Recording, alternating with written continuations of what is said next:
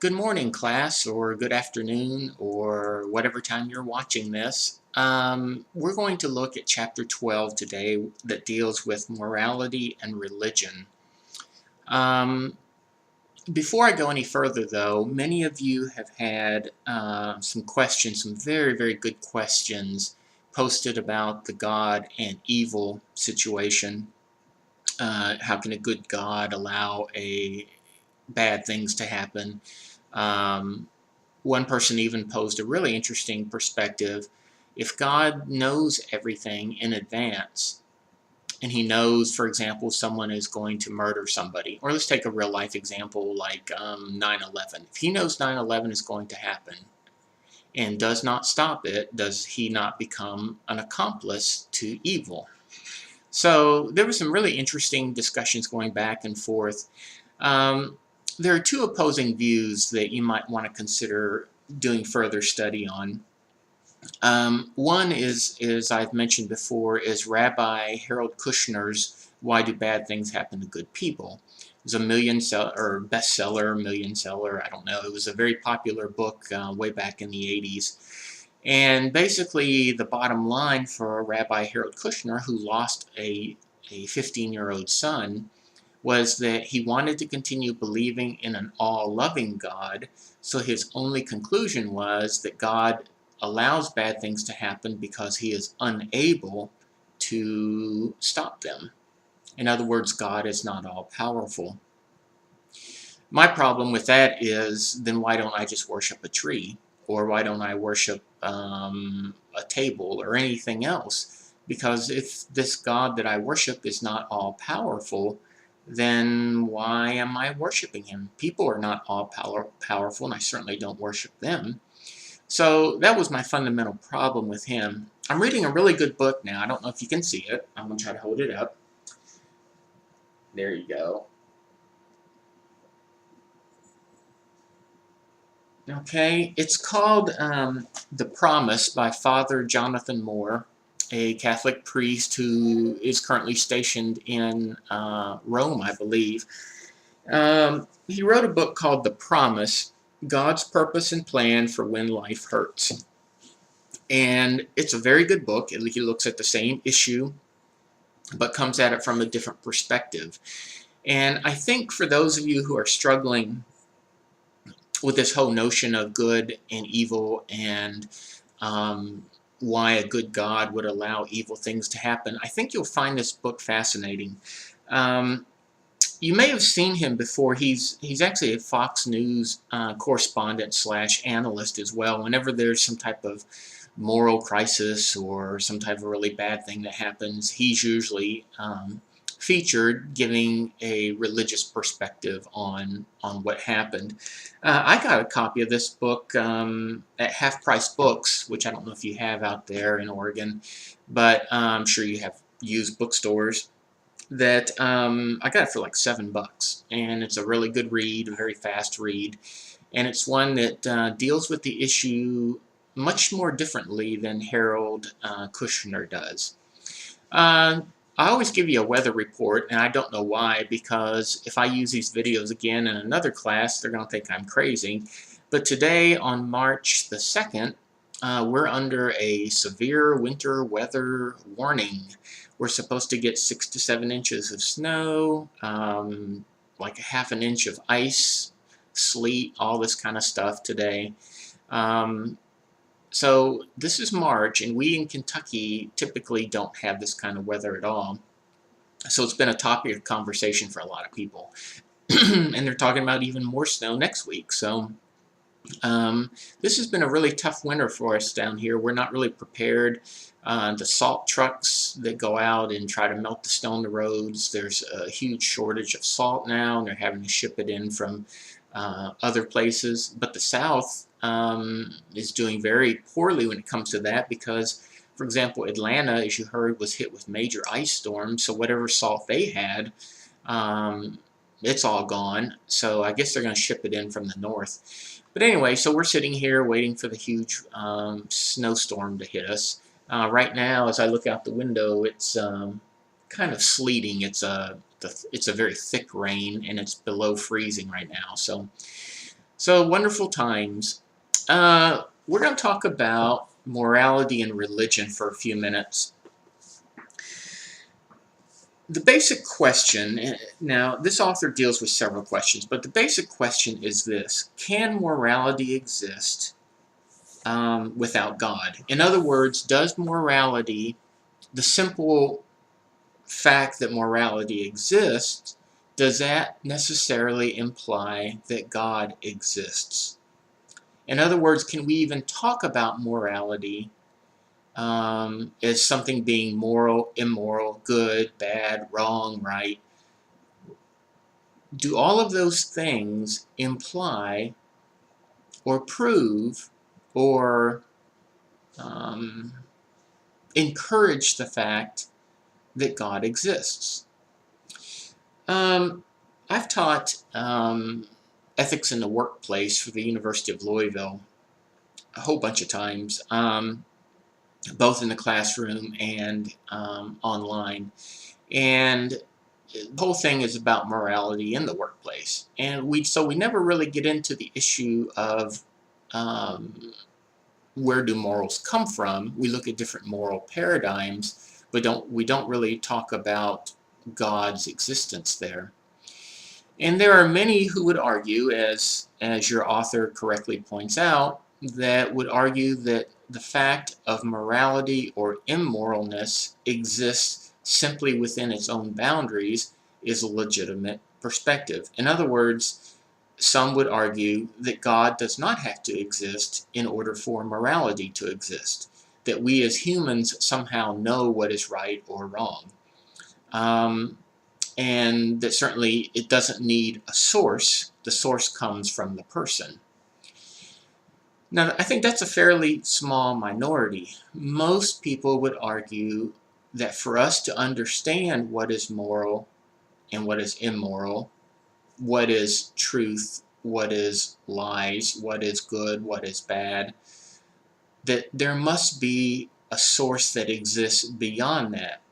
Immanuel Kant, K-A-N-T, who was a famous German philosopher, he even argues for this point. If you remember, if you've taken any other philosophy course, he's the guy who basically says, always do the greater good. So if, a good example, it's 1941, it's Nazi Germany, and you as a Christian are going to hide out some of your Jewish friends because you know that they're going to be shipped off or taken away. So you hide them in your house. That's a good thing. You're trying to save their lives. Nazi soldiers knock on your door and they say to you, "Are you hiding Jews?" Well, you have to do the right thing, which is not lie. So you'd have to say, "Yes, I am hiding Jews." So that's kind of an extreme measure of that, but he's the guy who came up with this whole notion of always doing the right thing. So in other words, you can't ever lie, you can't ever do anything wrong. I mean, your goal is always to strive to do the better thing, the greater good. So as you look at morality and religion, I'm glancing down because I'm looking at the book, I think it would be very difficult in my mind to argue from a Christian perspective, from a Jewish perspective, or even from a Muslim perspective, that morality does not, I think it would be very hard to argue that those things, from those perspectives, that morality must come from the existence of God. I said that very poorly. What my argument is that morality, immorality, that sense of right and wrong, comes from an external source. And that external source, in all three religions, would argue it comes from God, or in the Islamic tradition, Allah. But that there is a greater source that tells us what is right, what is wrong, what is true, and what is false. Now, in our age, And I don't know the age of all of you in this class. Some of you may be non-traditional students. Some of you may be, you maybe just graduated from high school last year. I don't know. Or maybe you're coming back after being gone from school for 30 years and you're trying to come back and get a degree. But we live in a culture today which is relativistic in its perspective of morality. What it says is that really what's right for you may be right for me or may not be right for me, and that's okay. In other words, there is no grounding. There is no such thing as absolute truth or absolute certainty. And I would argue that for some things that may very well be the case. But again, this is strictly Steve talking, not the book or not anything else. This is just me talking. There are such things as absolute truth. That there are some things that cannot ever be held as being right, as being good things. That there are such things as absolute truths. Now, that's another whole discussion, okay? But the point of this whole chapter is really trying to prove the existence of God from the perspective of morality. Either morality comes from God, or it is a self-contained entity derived from mankind. That's the two basic arguments. But there's another fact I wanted to bring out that I thought was really interesting. And I'm just skipping through the chapter here. Well, there's something else I really wanted to talk about, which I thought was really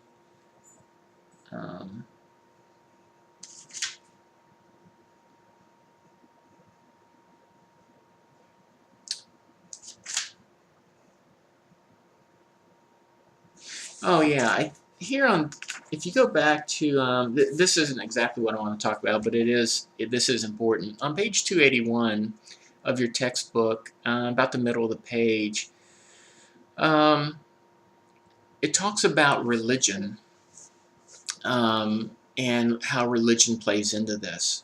One has to understand when you're dealing with topics like this is this notion of spirituality versus this notion of religion versus this notion of morality, spirituality, religion.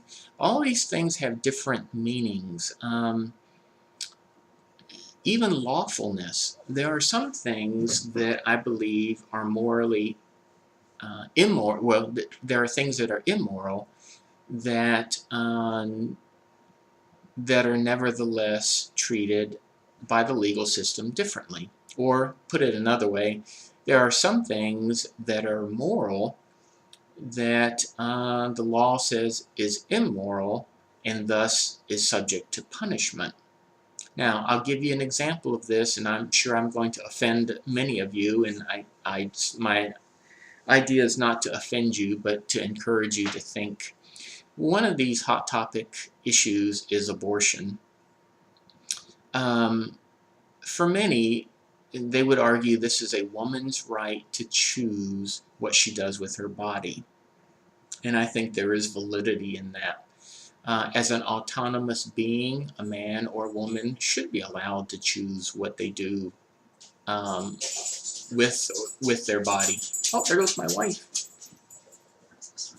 Oh, my wife just walked back behind me, so and the dog walked in too.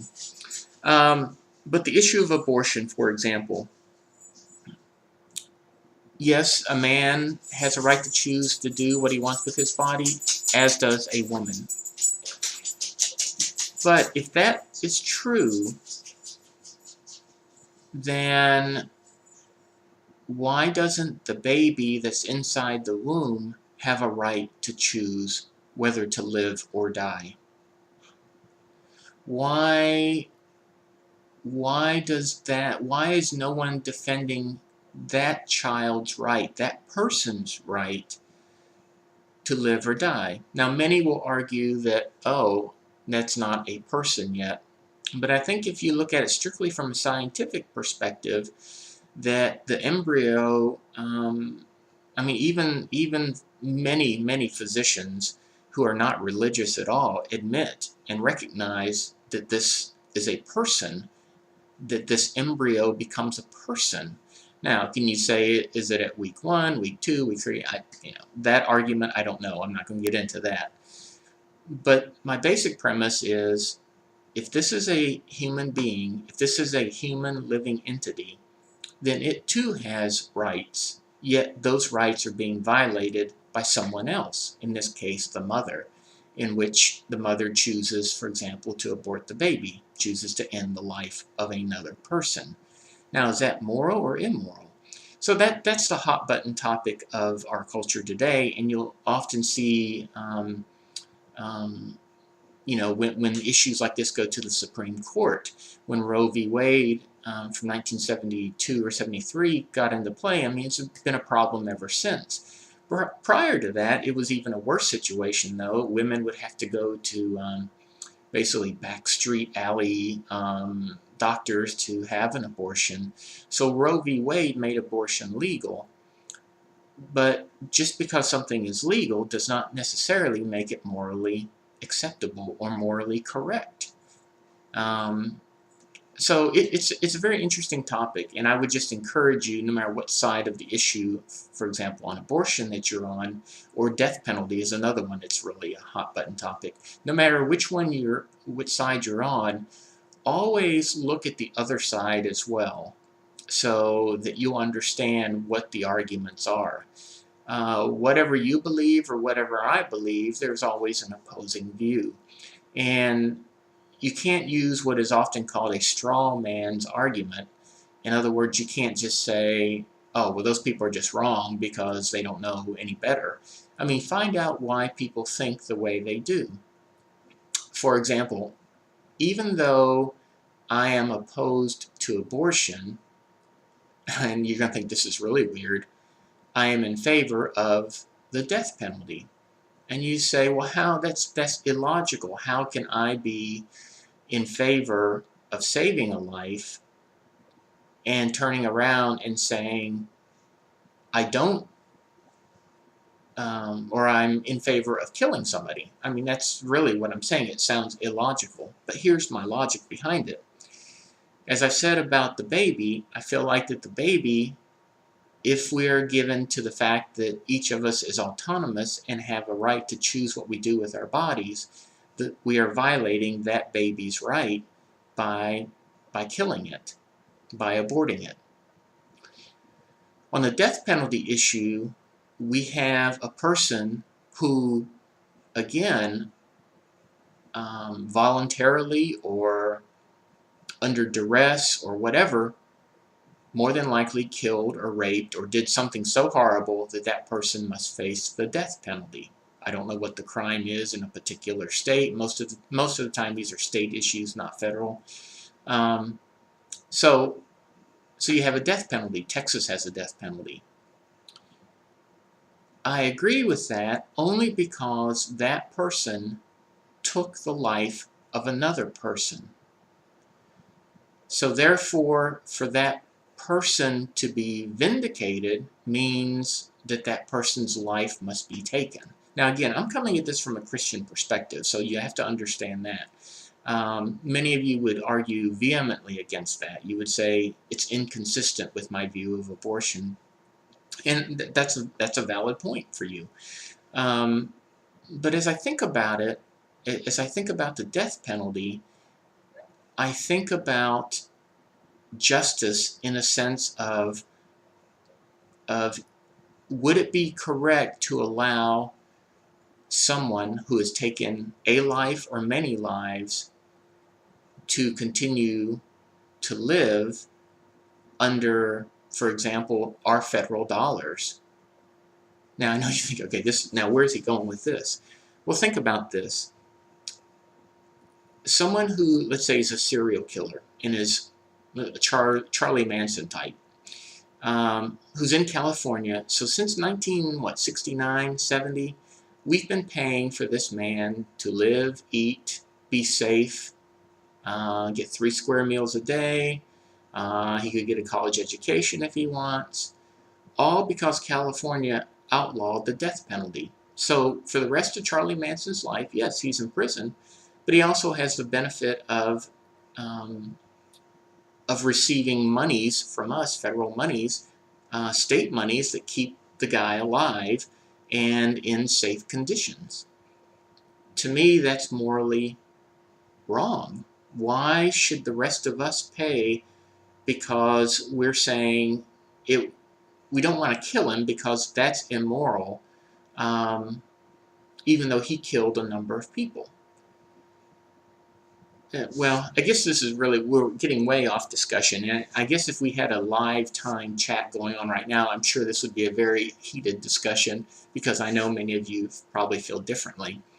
But the whole point of this chapter, and really what I wanted to get across to you, which I haven't done a very good job, is for you to consider this whole notion of morality and religion.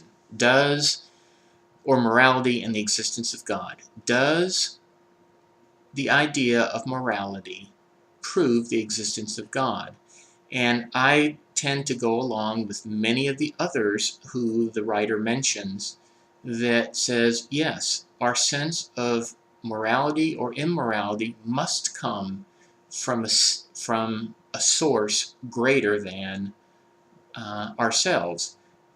So thus, for me, that proves the existence of God. But for others, they may say, okay, yeah, that's fine, Steve. Yes, it does come from another source, but why does that source have to be God? Could it not be something else? And that is one of the arguments as well. So you need to decide, does it come from yourself?